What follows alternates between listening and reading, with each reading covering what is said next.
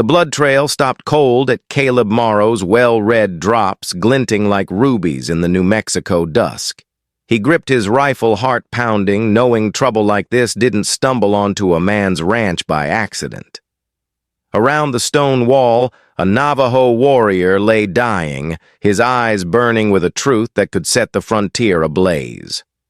50 riders were closing in, some for justice, some for blood, and Caleb had minutes to decide whose side he was on. What he didn't know was that the stranger he'd just given water to held a secret that could end a war or start one. And the hoofbeats thundering closer weren't about to wait for him to figure it out. The sun was bleeding red across the New Mexico horizon, painting the endless plains in shades of fire and shadow. Caleb Morrow hammered a nail into a sagging fence post near his water well, his calloused hands moving with the rhythm of a man who'd spent half his life taming this unforgiving land. At 35, he was lean and weathered, his dark hair streaked with gray from too many winters alone. His wife Mary and their daughter Hannah had been taken by a fever a year ago, leaving his ranch a hollow shell of what it once was. The only sounds were the creak of the fence, the whisper of the wind through the sagebrush, and the distant cry of a hawk circling above. But then something else caught his ear, a faint drip like water hitting the ground. He froze, squinting toward the well. That's when he saw it, a trail of blood, dark and glistening, snaking through the dirt toward the stone wall. Caleb's hand went to the rifle slung across his shoulder. 12 years on this frontier had taught him that blood meant trouble, animal or otherwise. He followed the trail, slow and cautious, his boots crunching against the dry earth. As he rounded the well, his breath caught. A young Navajo warrior lay crumpled against the stone, one hand pressed against a gaping wound in his side, the other reaching weakly for the wooden bucket hanging just out of reach. His dark eyes sharp, despite the pain, locked onto Caleb's with a mix of defiance and desperation. Blood seeped through his fingers, staining his buckskin shirt. His breathing came in ragged gasps, each one sounding like it might be his last. This was 1850, and finding a Navajo on your land meant one thing: danger. The territory was a powder keg with settlers and tribes locked in a cycle of raids and retribution. Every neighbor within 50 miles would tell Caleb to put a bullet in the man's head and bury him deep. No questions, no witnesses, no trouble. Caleb's finger hovered over the trigger, his heart pounding. The safe thing, the expected thing, was to end it right there. But those eyes stopped him cold. They weren't just the eyes of a dying man. They held the same raw thirst Caleb had felt during the drought of 47, when he'd gone 3 days without water and thought he'd never see another sunrise. It was a human need, one that didn't care about skin or language or which side of a war you were born on. The warrior's cracked lips moved, his voice barely a whisper. Water. He rasped the word rough but clear in English. Caleb lowered his rifle, his hands trembling. His neighbors would call him a fool. His brother back in Boston would say the frontier had driven him mad. Maybe they were right. But as he grabbed the bucket and dipped it into the well, the cool water sloshing against the wood, he knew he couldn't walk away. Kneeling beside the stranger, he pressed the bucket's rim to the man's lips.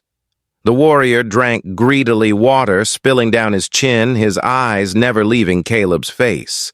3 buckets later, his trembling hands steadied enough to hold the rim himself. Caleb watched, his mind racing. Helping a Navajo wasn't just risky, it was a death sentence in these parts. As the warrior's color returned, Caleb noticed something that made his stomach twist. The wound in the man's side wasn't from a bear or a bad fall. It was a bullet hole, fresh and jagged with powder burns staining the skin. Someone had shot him at close range and recently, which meant whoever did it might still be out there following the same blood trail that led straight to Caleb's ranch. The warrior, sensing Caleb's unease, raised a shaky hand and pointed toward the horizon, then drew a finger across his throat. The message was clear: danger was coming, and soon. Caleb's heart hammered. Every instinct screamed to drag this man away, hide the evidence, pretend this never happened. But moving him would likely kill him, and leaving him here was as good as painting a target on both their backs. Then he heard it, the sound that had kept him alive through years of frontier living. Hoofbeats, hard and fast, coming from the east. Multiple horses, maybe 5 or 6, riding straight for his ranch. The warrior heard them too, his eyes widening with fear. He tried to push himself up, blood seeping faster through his fingers, but he collapsed back against the well, his body too weak to fight. Caleb grabbed the bucket and frantically doused the blood trail, but there was no time to clean it all. The riders were close now, their shadows stretching long across the plains. He looked down at the warrior, this stranger who'd turned his quiet evening into a nightmare. Those dark eyes held something Caleb hadn't expected: gratitude, raw and human. In that moment, Caleb made his choice, knowing it might be his last. He couldn't carry the man far, but the root cellar behind the barn might buy them time. As he reached to help the warrior to his feet, the man grabbed his wrist with surprising strength and shook his head. Then he smiled, a knowing smile that sent a chill down Caleb's spine. Whoever was coming, this warrior knew exactly who they were. The riders crested the ridge like a storm, rolling in 6 men on horseback, dust billowing behind them. Their rifles glinted in the fading light, and Caleb recognized the lead rider instantly: Marshal Clayton Vance, a man whose name carried the weight of fear from Santa Fe to the Rio Grande. Vance was the kind of lawman who shot first and called it justice, the kind who'd burn a ranch to the ground if he suspected you of hiding a fugitive. Caleb stood in front of the well, his body shielding the warrior, trying to look like a man with nothing to hide. His mouth was dry as the desert sand. "Afternoon, Hartwell," Vance drawled, reining in his horse just 10 feet away. His pale blue eyes swept the ranch, missing nothing. "We're tracking a wounded Navajo. Blood trail leads right to your property." Caleb forced his voice steady. "Haven't seen any Navajo, Marshal. Been fixing the south fence all day." Vance's gaze lingered on the dark stains near the well, his lips curling into a thin smile. "That's so, because that looks like blood to me. Fresh blood. Unless you've been butchering cattle next to your drinking water, I'd say someone's been here." Behind Caleb, the warrior stayed silent, hidden by the well's shadow. But Caleb could feel the tension radiating from him like heat from a fire. One wrong move, one sound, and they were both dead. Vance dismounted, his hand resting on his pistol. "You know the penalty for harboring a fugitive, Hartwell. Same as treason, rope around the neck till you're dead." Caleb's muscles coiled, ready to fight or run, knowing neither would save them. Vance was too close now, his boots crunching in the dirt, his eyes narrowing. Then something impossible happened. The warrior spoke, his voice clear and strong despite his pain, in a string of Navajo words that flowed like a river. Vance froze mid-step, the color draining from his face. His hand fell from his pistol and his mouth opened like he'd seen a ghost. "Dear God," he whispered, "you're him." The other riders dismounted their weapons, forgotten their faces, showing shock and fear, not the fear of facing an enemy, but the fear of realizing they'd made a terrible mistake. Caleb stared at Vance, his mind spinning. In all his years, he'd never seen the Marshal show fear. Not when facing outlaws, not during Apache raids, not ever. But now Vance looked like a man staring down his own grave. The warrior spoke again, this time in English, his voice carrying an authority that filled the ranch. "Tell him who I am, Marshal. Tell him why you rode so hard to find me." Vance swallowed hard, his voice cracking. This is Twea Chom Iwea Chomi, son of Chief Nalnish of the Navajo. He negotiated the peace treaty with Fort Benton last spring. Caleb's knees went weak. The peace treaty, the one that had stopped years of bloodshed between settlers and Navajo, the one that had saved countless lives. He'd been giving water to the man who made it possible. But if Twea was a peacemaker, why was he running from the law with a bullet in his side? There was an ambush. Twea said his breathing labored, but his words steady. 3 days ago, a meeting with Colonel Hargrove about expanding the treaty. But Hargrove had other plans. Vance's face went gray. Hargrove's dead, he said. Shot in the back during a Navajo attack. You're wanted for his murder. Twea's eyes hardened. That's what they want you to believe. Hargrove wasn't killed by Navajo. He was killed by men wearing war paint, speaking just enough of our tongue to fool the witnesses. Men who knew exactly when and where we'd meet. Caleb felt the words hit like a punch.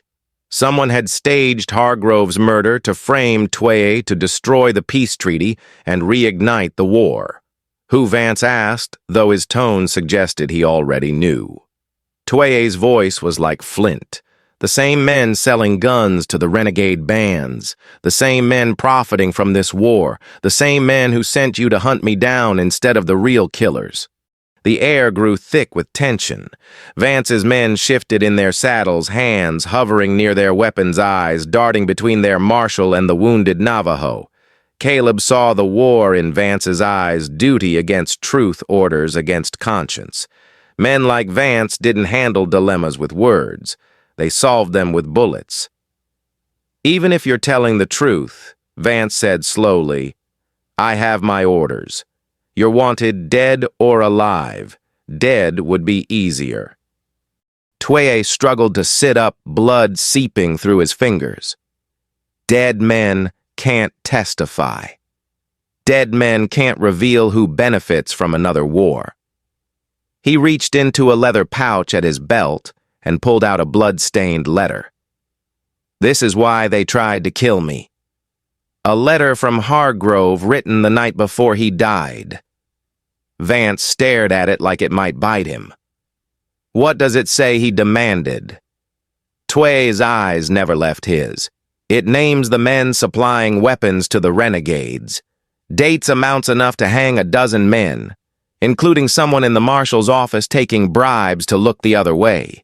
Vance's face went from gray to green. His men exchanged nervous glances, their loyalty wavering.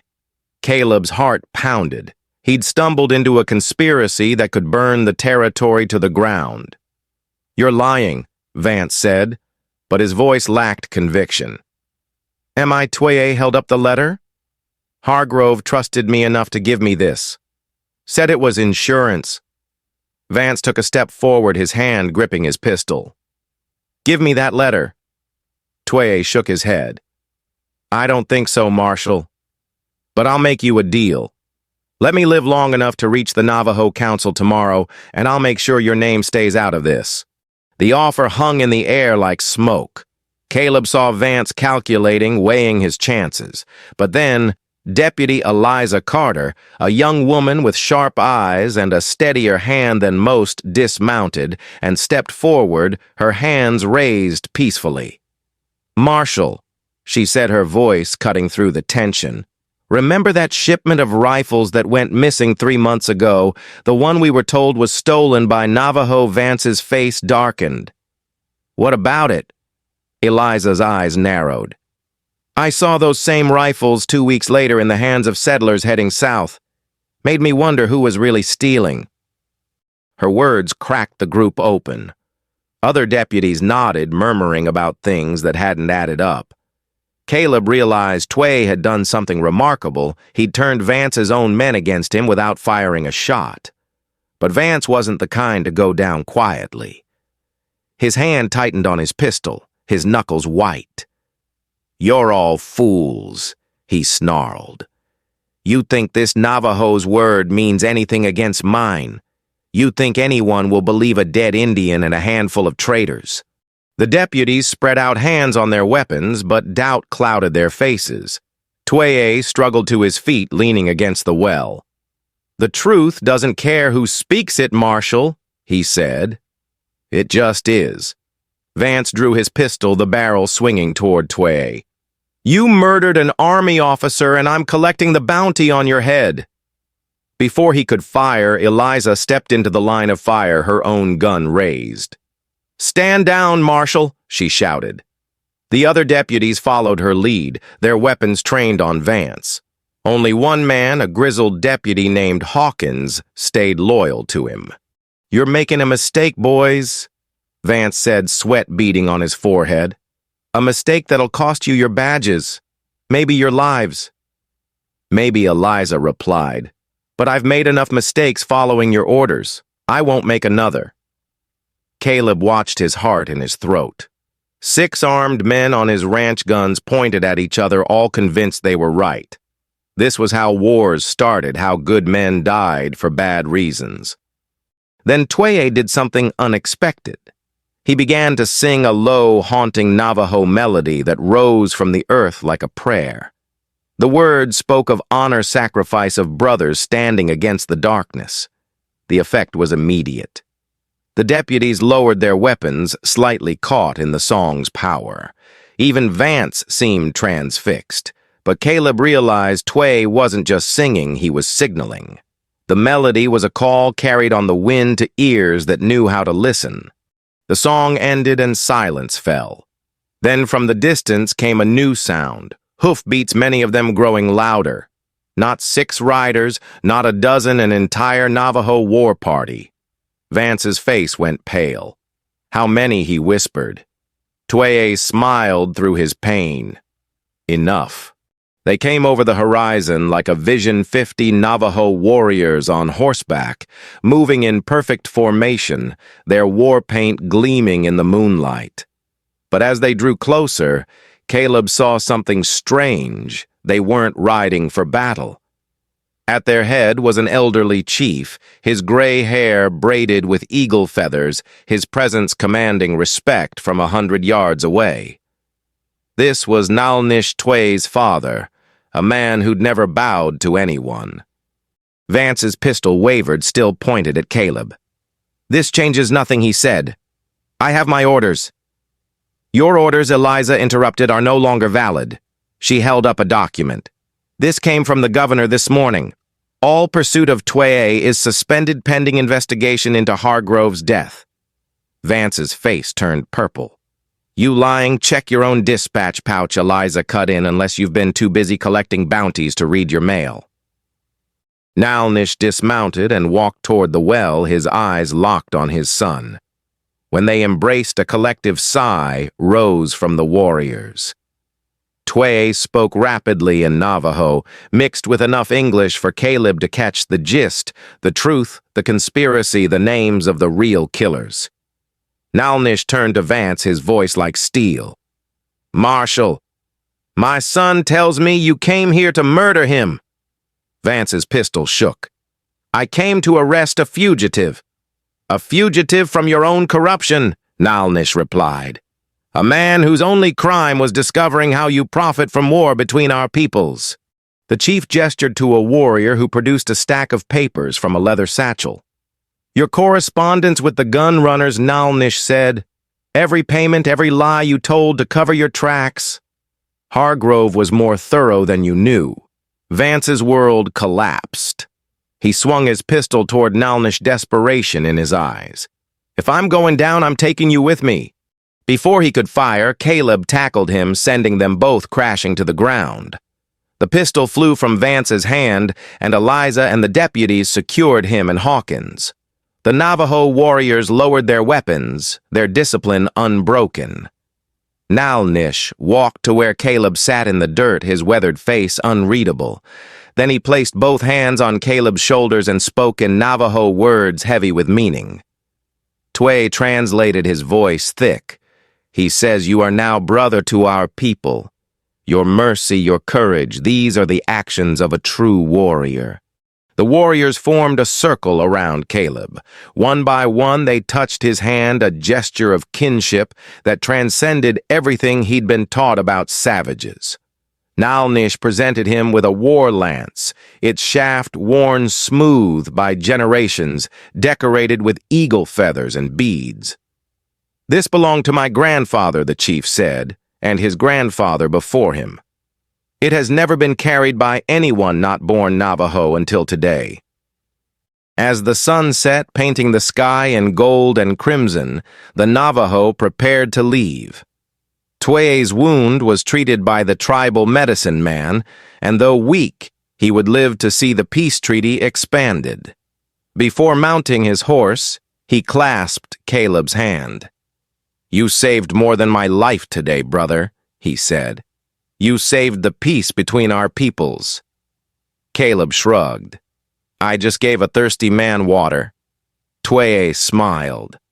Sometimes that's how the world changes, one cup at a time.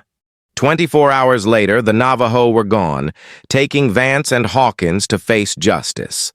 The gun-running operation was dismantled, the peace treaty renewed and expanded. Caleb's ranch became a neutral ground where Navajo and settlers could meet without fear. And a year later, Twea returned bringing a hand-woven Navajo blanket from his mother.